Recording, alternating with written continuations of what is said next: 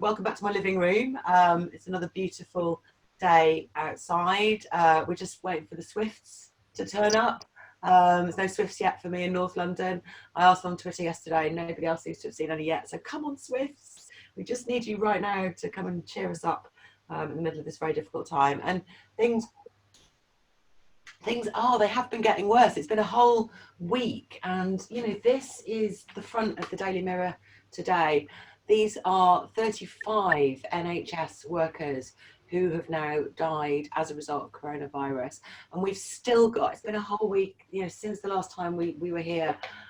We've still got NHS workers crying out for PPE. We know that the government missed 3 opportunities to get PPE just for those really important clinical staff.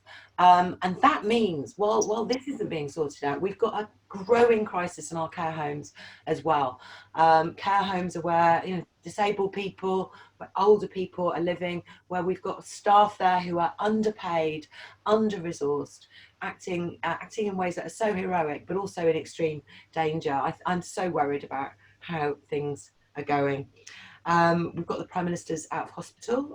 He's been giving thanks to the migrant nurses who helped him. I hope that's something that will continue in changing attitudes towards the NHS in future. And as Greens, we've been talking this week about data, about making sure that we can do the kind of democratic scrutiny that we're elected to do, places like Parliament, in the House of Commons, the House of Lords, me and Caroline Russell in the London Assembly. At the moment, these forums aren't sitting. We're not able to get the sort of legal requirements of answers to questions through that we're normally getting.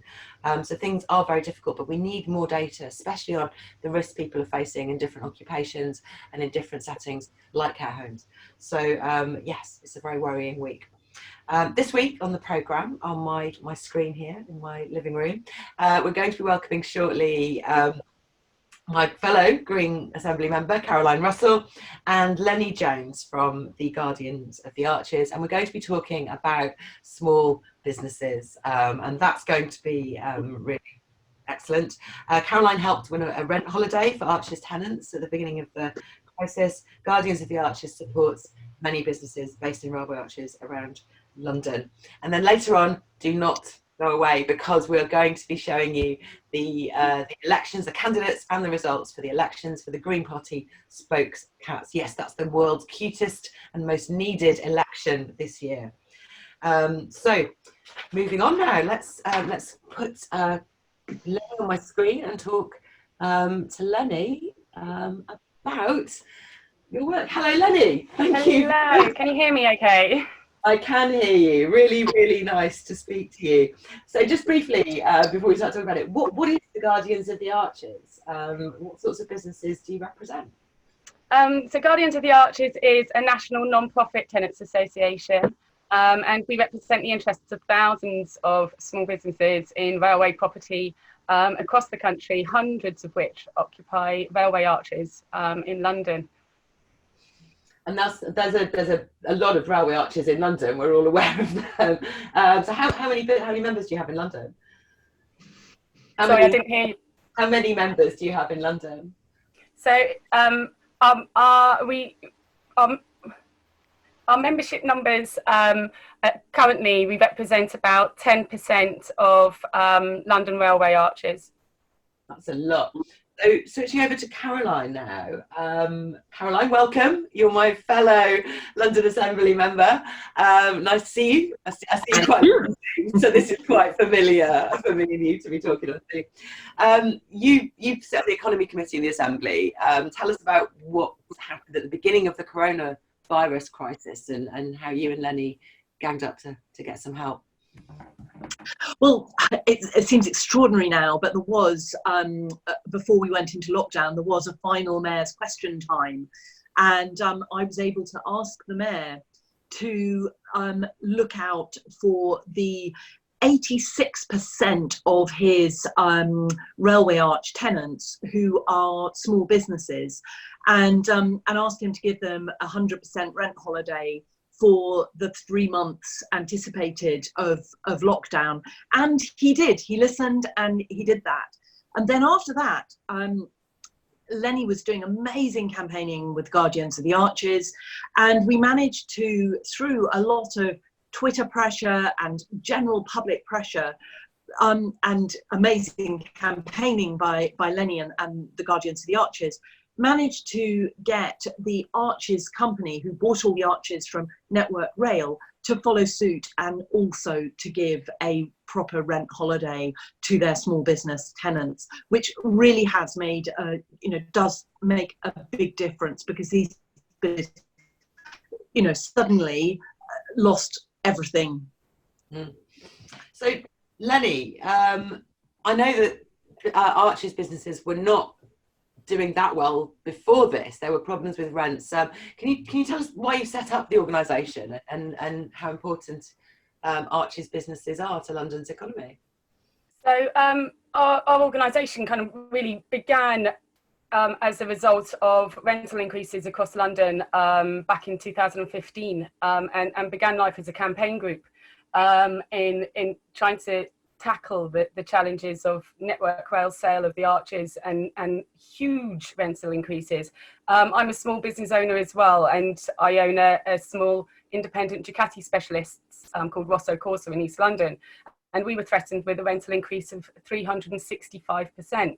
So, the scale of this issue, I soon found out, was huge across London especially. And we began working collectively. And I think, that was a big challenge for us as an organisation, in forming, in that small business owners tend to operate very defensively by nature. We're grafters, we're risk takers, and we're entrepreneurs. And I think working collectively and trusting one another is a real mind shift for many small business owners. But by establishing that trust and that foundation, we've really created an impenetrable basis as an organisation to tackle the issues that we're facing. But yeah, we've come into this crisis really quite battle weary, I would say, because of the sheer scale of rental increases affecting the small business owners in London,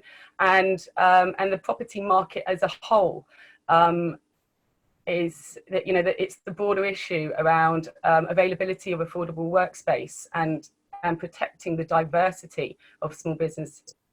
Yeah, no, absolutely. And so you're obviously quite independent-minded and quite small businesses and very diverse businesses. It's obviously, Arch businesses can be making things, or they can be selling things, or they can be repairing things, all things that Greens support, as well as small businesses as well. How have you been doing with the other kinds of government support that's coming through in the coronavirus crisis?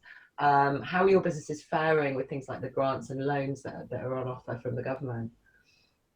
So, with one sense, we applaud that action is being taken by the government, but the way in which it's being administered is quite challenging. I think, the government and local councils are working together to distribute funding across the small businesses. But I think the basis in which that is encouraging small businesses to get into further positions of debt under the government loan scheme is not something that's, it's quite a short-sighted positioning. And as you say, many of the businesses under the Arches, especially in our cities, tend to be light industrial and manufacturing by nature, because of the affordability of that kind of dirty workspace, really, that's so important that we protect. These particular businesses are not being supported adequately by any means under the current support provided by the government. So what kind of gaps need to be filled? How are you being left out in lots of ways? So perhaps the best way is to give you some examples of situations. So as one example, we have a mobile caterer based under the Arches in Bermondsey, and he doesn't use his property for public access, but he uses his property to store his mobile catering equipment. Now, obviously, his business has come to an absolute standstill, but because of the remits and constraints around the government support, it means that because of his property usage being light industrial and not accessible to the public, it means that he doesn't then qualify for grant support, which, you know, obviously he desperately needs. And another example could be, you know, we've got a business over in Shoreditch that's an independent small business, a family business that's been viable and established for a significant amount of time, that's now found itself on the brink of collapse because the rateable values in Shoreditch are extremely high in comparison to the rest of the country. And so then this particular business owner falls short of eligibility likewise. So, you know, there's a lot of challenges around the administration of this support. Yeah, and you have to get loans as well from the banks, and these need to be, am I right that they need to be secured loans, and that therefore small businesses are finding those hard to pick up in general? Yes. So a lot of small businesses have come into this crisis, you know, like you know, we talk about underlying health issues. They've kind of come into the crisis with underlying financial issues, and you know, they're finding that to secure these loans, even though it may only be 20% that has to be secured by the business itself, that is still too much. But it's also the long-sighted perspective of putting a business into further debt when it may already be owing money. So it's not the long-sighted safety net that we really need. And right now we have to look long-term. These businesses, if they collapse, it's the impact it's going to have on the local economies, the communities, the people. It's not just about an idea or a passion that people have in starting a new business. It's also many families' financial stability. And if we take that away, it's, you know, we're looking at putting further strain on the state, on social care, because that's the only option that these people are going to have. Yeah. And, you know, from that perspective, we have to think very carefully. Yeah, so many of the businesses, I mean, I know I'll come back to Caroline in a second, but so many of the businesses that we meet and we see as part of Guardians of the Arch, and you're a very, very strong, very visible campaign, by the way, you're doing a fantastic job. So many of you are part of that circular economy, that sort of the manufacturing that we need to have within London, the repairing and the reusing and the services and all of those things that we need to see more of. We cannot afford to let you disappear as part of this crisis or as part of the wider pressures that are on the economy. Caroline, coming back to you. I'm going to switch to Caroline now. Sorry, Lenny, 1 second. Here's Caroline now on my screen. Coming back to you, I mean, you've been working on this as part of the Economy Committee in London, but also we've been talking to councillors around the country. We had another really good Zoom call with councillors. What is there still that the government needs to do, and what are we going to be doing to try and raise those issues with the government? Well, I think that what the government needs to be doing is thinking about the exceptions. I mean, we heard when we were talking to councillors across the country last night, we heard about, for instance, farms that have diversified and don't fit into the right categories. And Lenny was talking about, you know, the person with the mobile catering ban that doesn't fit in the categories. And we also have a problem in London of rateable values being really high, so that many very small businesses that are just getting by and managing to stay afloat, but they're paying very, very high rates because of the high land values in London. And so they're just falling out of getting the £10,000 grants that are available to small businesses under a 15,000 rateable value property level. So I think the government needs to be looking at the gaps they're creating and the people that are falling through these gaps, because as you said earlier, we really need these small businesses to come through this crisis and to be there as we come out of it, because those are the businesses that are properly sustainable, the ones that help repair things, the ones that maintain things. You know, those are the businesses we really need. So final word to Lenny then, if I can put you back on. Getting better at this. Lenny, what can we do to help and support you? We should follow you on Twitter. What else can we do to help your campaign as this crisis goes on and in future? I think supporting your local businesses is absolutely critical. And I think as we are coming through this crisis, we will find that staying local, less travel, and supporting local businesses is absolutely critical for us. And also writing to your MPs, letting them know how important having the bicycle repairers and the car garages and those local services is to you as a person is a fantastic way that people can all contribute to help. Fantastic. Well, thank you so much for coming on. Welcome. Thank you for coming in my living room. It's nice to see people, and thank you, Jenny, our director, for steering us through having 2 guests at once on the programme. That was quite a challenge. But thank you, Lenny. Keep up the really good work, and we will see you in real life, I hope, soon. And we'll keep in touch and keep supporting you through our work as well. Thank you, Caroline. See you later. On Zoom again. Great. Well, thank you again to everyone. So I wanted to now move to our next feature, which I'm very excited about. Yes, the Young Greens. Tom Hazel from the Young Greens has done everyone a huge service in the last 2 weeks by holding elections for Green Party Spokescats. People from the Greens have been able to nominate their cats to be the official Spokescats, or the semi-official Spokescats of the Green Party. And I wanted to cover that now and show you some pictures of cats, because why not? So let's have a look now.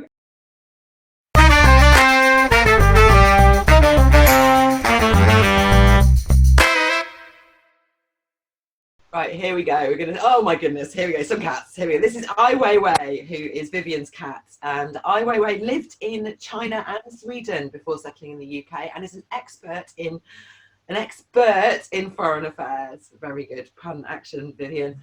Next we have Rama, another one of Vivian's cats, perusing our manifesto there. Rama encourages energy conservation. Is a big fan of heat. Next up we have Jojo. Who's coming in a second? Yeah, oh, look at Jojo. Jojo is 15. I love an old cat. Jojo was very much involved in the campaign in Bristol in the general election in 2019, and very much enjoys canvassing on the local streets. Now we have Caramel McMuffin, who is playing the redistribution of the mouse economy, and is Nanette councillor in Norwich's cat. Beautiful. Next up we have Doug's cat, Kropotkin, who has a very technical manifesto, which actually draws attention to the fact that the mutual aid tendency in man is a very long-standing tendency. I can't even do it. Now we have Ronnie on a train there. He wants to renationalise the railways, thinks all carriages should be first class, very much support that. Not a fan of Richard Branson, belongs to Florence. And here we have Bob and Rita, who are Peter Underwood's cats and are absolutely gorgeous. They're standing as co-spokespeople, which I very much support, and also support proportional election systems. Pun action will get you all the votes, Peter. Now we have Queenie, who's having a little drink there, Joe's cat, and is from the southwest now, but was homeless in Birmingham for many years. And I love a rescue cat. This looks a lot like a rescue cat I had a few years ago too. Now we have Gizmo, from a member of Manchester Green Party, Lottie's cat. He enjoys recycling. This is one of his recycling schemes that you can see here. You'll see a bit of a theme emerging. Some of the cats are very, very into their cardboard recycling. Now we have more co-leader candidates, Socks and Softy from Connor. They want to make cars obsolete by 2030 and plant a tree for every child born. They're absolutely gorgeous there. This is Maggie, another Birmingham rescue cat, who travelled to live with Liam in Nottingham on public transport. Not surprisingly, Maggie believes in a public transport system owned by the people. Tuppence is particularly gorgeous, and has been borrowed for the lockdown by Catriona. She's an anti-austerity cat. This is a cat next that I see quite a lot of on social media, because I am a big fan of Owen's. And Toffee is not keen on lockdown, but also doesn't understand the obsession that the world has with productivity, and is demonstrating that here. Next up we have Hercules, a cat owned by Hannah Clare, who's a counsellor in Brighton. He doesn't really like looking at the state of the world today. He's demonstrating that preference in the picture there. This is a very, very cute cat, Dilla. Dilla once killed a moth by accident and wants to prohibit idling of engines, and knows a lot about idling apparently. And here we next have Polo, Andy from Burnley's cat, another counsellor's cat. Counsellor cats are strong showing. Polo likes sitting in baths, but would like all water not to be allowed into any baths at any time. Very, very sweet. Then we have Jasper from Catherine. All cats should be entitled to 3 minutes of strokes.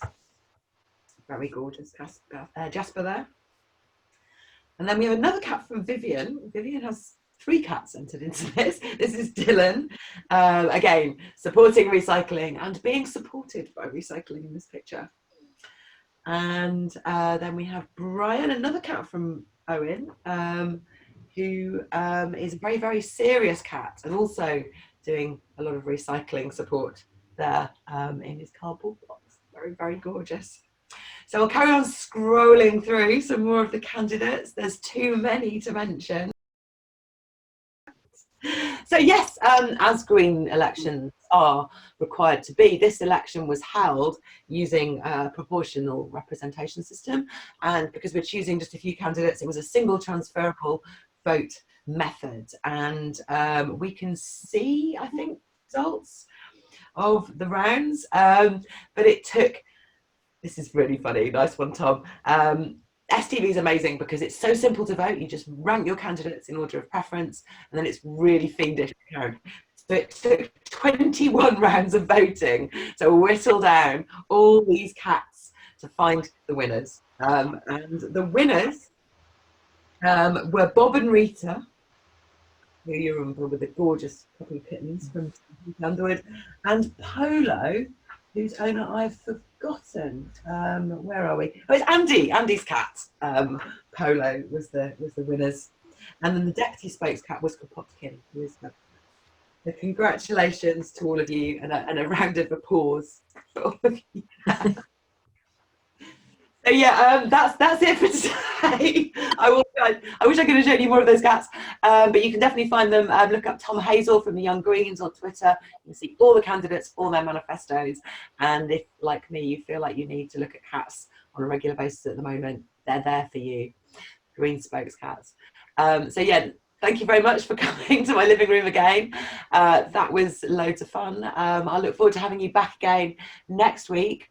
Please send in your ideas for things I should be covering, fun things, and people, inspiring people that I can interview who are doing good work around London. Thank you very, very much, and goodbye.